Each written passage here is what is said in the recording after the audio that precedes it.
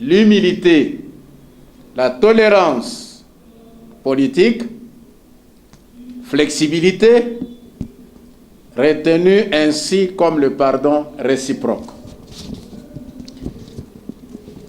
Des menaces stériles de l'honorable Jean-Jacques Mamba contre l'honorable premier vice-président de l'Assemblée nationale.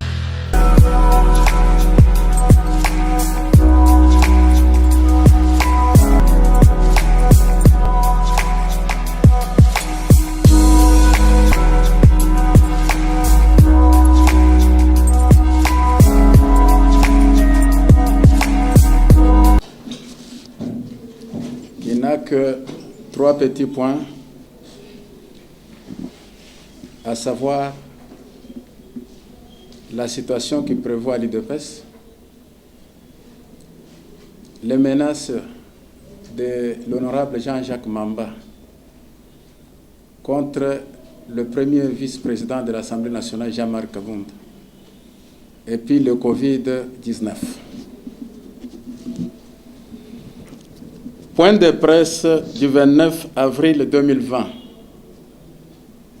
portant sur les enjeux de l'heure, à savoir la vie du parti, les menaces stériles de l'honorable Jean-Jacques Mamba contre le premier vice-président de l'Assemblée nationale, Jean-Marc Kabound, et la pandémie au Covid-19.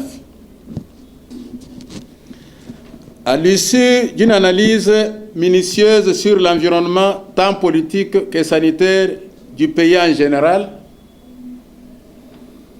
et du parti au pouvoir, l'UDPS en particulier,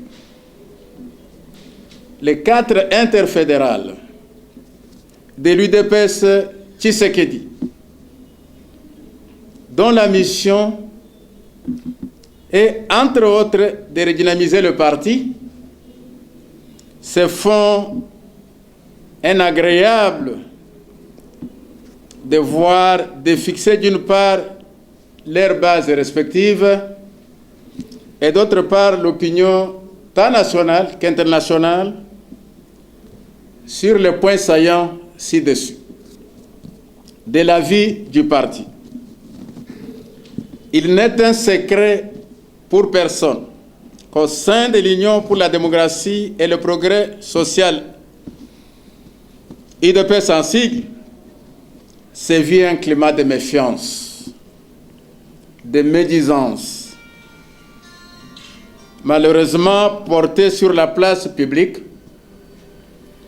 par certains cadres du parti, et ce, depuis l'élection à la commande de la destinée de notre cher pays, par Félix Antoine Tshisekedi Tshilombo. À la base, quelques facteurs sont incriminés. Il s'agit notamment de le régime de l'intérim au sommet du parti, article 26 de nos statuts, dû à l'incompatibilité des doubles fonctions du président du parti et du président de la République. Les conflits d'intérêts. La guerre des positionnements ainsi que la gestion des ambitions. Absence des organes délibérants comme la Convention démocratique du parti CDP en cycle, la Convention démocratique fédérale, regorgeant des commissions telles que commission de discipline, d'audit, d'arbitrage, des conflits. La liste n'est pas exhaustive.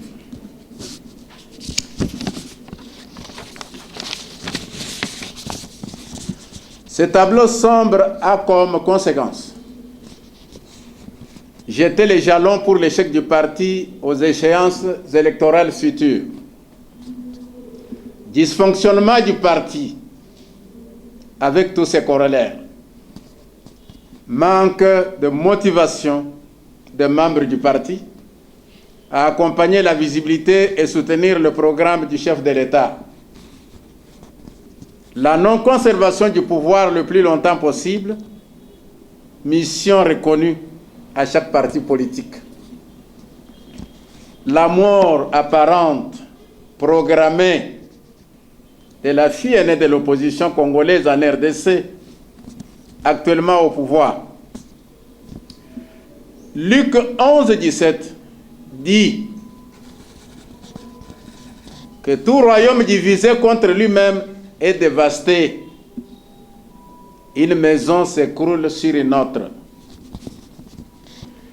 Considérant tout ce qui précède, tout en regrettant que le linge sale se lave dans les lieux publics, en lieu et place de la famille, au nom de l'intérêt supérieur du parti et envie de retrouver la paix sociale. Les 4 interfédérales lancent un cri de détresse pour une réconciliation sincère entre antagonistes afin de sauver la vie de l'enfant UDPS selon la sagesse de Salomon. Et c'est là autour du président Aï, honorable Jean-Marc Kabound, porteur du mandat spécial signé par le président de la République. Les 4 interfédérales invitent cependant le président Aï du parti à mettre rapidement un cadre spécial de concertation dont la finalité est d'éviter les divergences par voie de dialogue. Esdras 10:4, c'est la Bible. Les 4 interfédérales demandent enfin aux uns et aux autres de mettre de l'eau dans leur vin en développant certaines valeurs comme l'humilité, la tolérance politique, flexibilité, retenu ainsi comme le pardon réciproque. Des menaces stériles de l'honorable Jean-Jacques Mamba contre l'honorable premier vice-président de l'Assemblée nationale Jean-Marc Kabound. À ce sujet, les interfédérales fustigent les propos discourtois contenus dans les correspondances du précité adressées à l'honorable premier vice-président de l'Assemblée nationale. De ce fait, elle pose à M. Jean-Jacques Mamba des questionnements ci-après. En quoi Jean-Marc Kabound, parlant de 7 millions de dollars américains, aurait discrédité votre institution, étant donné que ni le bureau de 2 chambres confondus, ni vous-même n'aviez présenté le vrai coût d'un congrès? De quel droit vous arrogez-vous pour demander au premier vice-président de vous justifier le montant de 7 millions de dollars alors qu'il n'est ni questeur adjoint de l'Assemblée nationale? Pourquoi avez-vous peur de poser toutes ces questions au bureau de votre institution?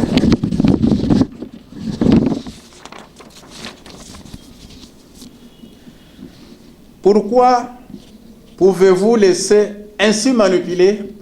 Pourquoi pouvez-vous vous laisser ainsi manipuler par les officines occultes pour réclamer la démission de Jean-Marc Kabound?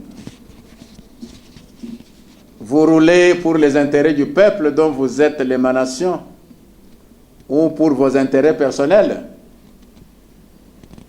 Car le peuple est contre la gabegie financière, position défendue par Jean-Marc Kabound, qui estimait que le fonds à gaspiller pour la tenue d'un congrès aiderait tant soit peu aux besoins de la population en rapport avec la riposte au Covid-19.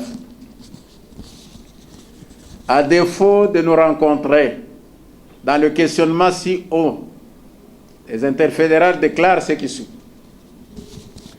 Jean-Marc Abounde est là pour garantir les intérêts de l'UDPS et du président de la République. Jean-Marc Abounde est le fruit de la coalition FCC-CACH et demeurera à son poste tant que cette coalition existera. Jean-Marc Abounde étant premier vice-président de l'Assemblée nationale, position hiérarchique qui requiert de votre part du respect. Votre attitude n'honorant pas votre propre parti.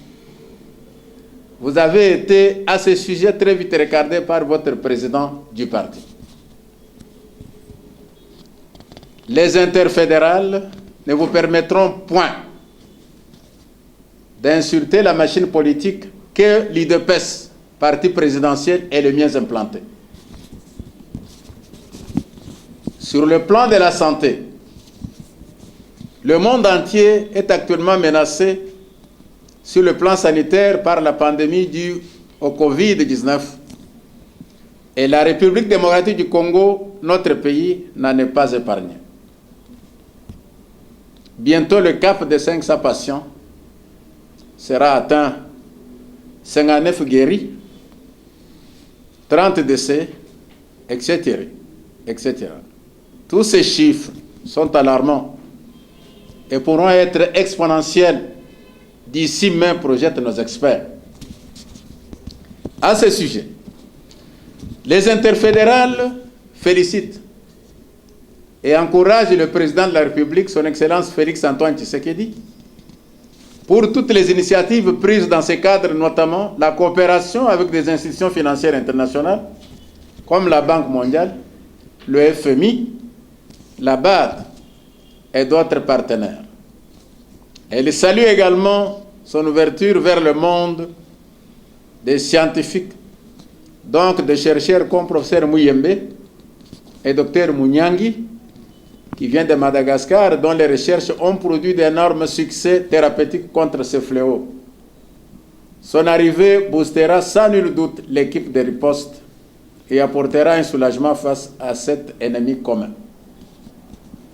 Enfin, les interfédérales invitent toute la population congolaise au respect strict des gestes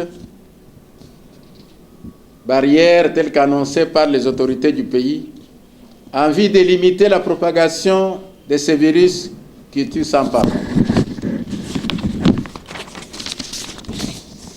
Fait à Kinshasa le 29 avril 2020 pour les 4 interfédérales de l'UDPS, Maître Didier Kondo-Pagna, porte-parole général, Gaspard Monganga, président de l'interfédérale Équateur et province orientale, président Jean-Louis Sabouni Kambale, président de l'interfédérale Kivu Katanga, président Zéphiré Kimoanga, interfédéral Congo central Kinshasa Bandundu, président Odilo Mutangamputu, président de l'Intercas. Je vous remercie. Vous êtes d'accord qu'on ne va pas se faire la face. Il y a une division qui saute aux yeux au sein de l'UDPS.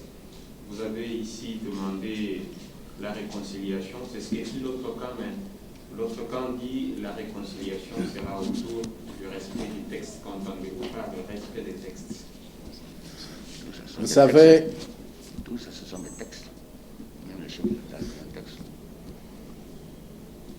nous sommes en politique. Nous avons sollicité la réconciliation.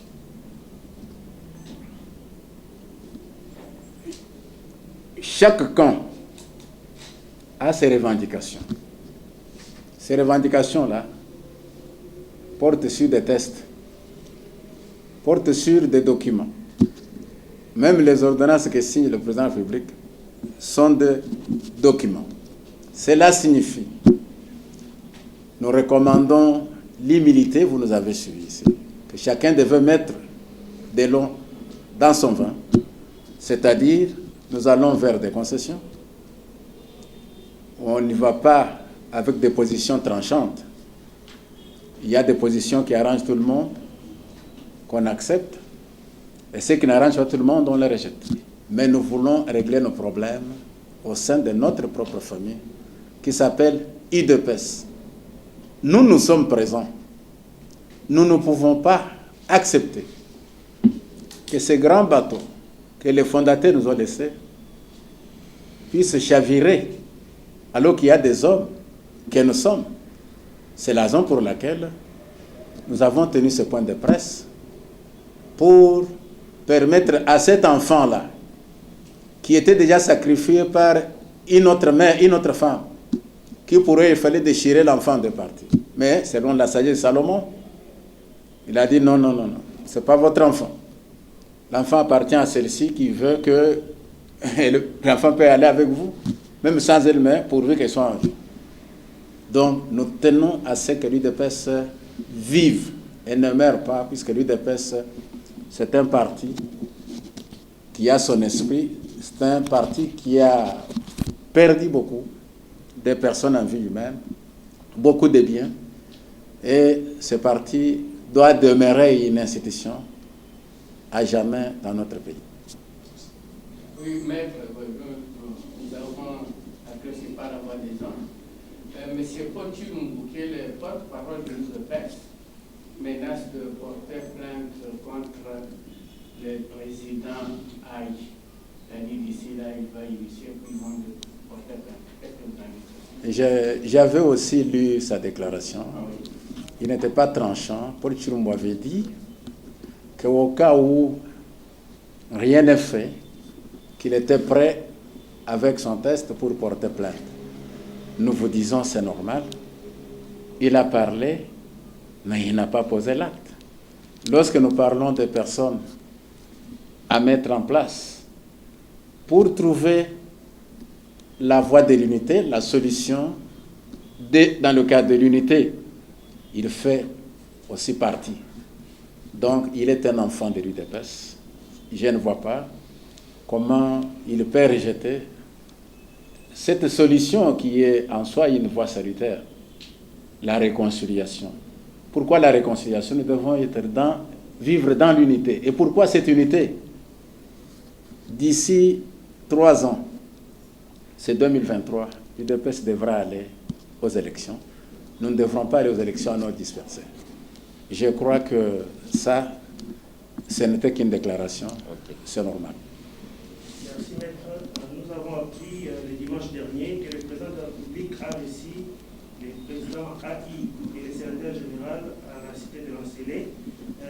Il y a ceux qui disent, entre autres, M. Wakwenda qui a parlé que le président les a demandé de ramener l'unité au sein du parti, disant qu'il y a des divisions, des troupes, je ne sais pas.